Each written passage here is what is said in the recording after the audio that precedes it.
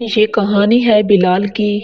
ایک 12 سالہ بچہ جو روز سکول کی بجائے شہر کے چوک پر جوتے پالش کرتا ہے۔ اس کے پاس پرانا سا ڈبہ، ایک برش اور بہت سی امیدیں تھیں۔ بلال کہتا تھا، میں لوگوں کے جوتے چمکاتا ہوں مگر ایک دن اپنی قسمت چمکاؤں گا۔ شام کو بلال گھر آتا تو اس کی ماں پوچھتی، بیٹا آج کتنا کمایا؟ بلال مسکرا کر کہتا، اتنا کہ کل پھر امید لے کر جاؤں۔ ماں ہمیشہ کہتی، بیٹا کبھی کسی کے جوتے چمکاتے ہوئے شرمندہ مت ہونا۔ یہ ہاتھ اگر حلال کے لیے اٹھے تو یہ سب سے خوبصورت ہاتھ ہیں۔ ایک دن ایک صاحب اپنی گاڑی سے اترے، مہنگا سوٹ، چمکتے جوتے اور ہاتھ میں فائل۔ انہوں نے بلال سے کہا، بیٹا جلدی پالش کر دو، مجھے انٹرویو کے لیے دیر ہو رہی ہے۔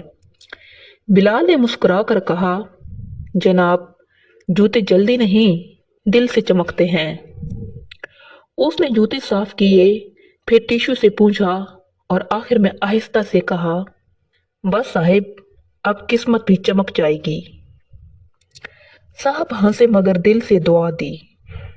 وہ انٹرویو میں کامیاب ہوئے اور اگلے دن بلال کے پاس واپس آئے۔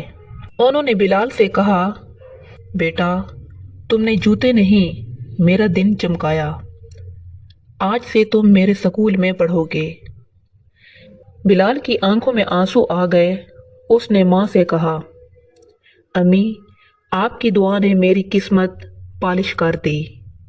چند سال بعد وہی بلال ایک بڑے آفس میں بیٹھا تھا۔ میز پر ایک چھوٹا سا پرانا پالش کا ڈبہ رکھا تھا، یادگار کے طور پر۔ کبھی کسی کے کام کو چھوٹا مت سمجھو، کیونکہ وہی ہاتھ جو جوتے چمکاتے ہیں کل کو ستارے چمکا سکتے ہیں۔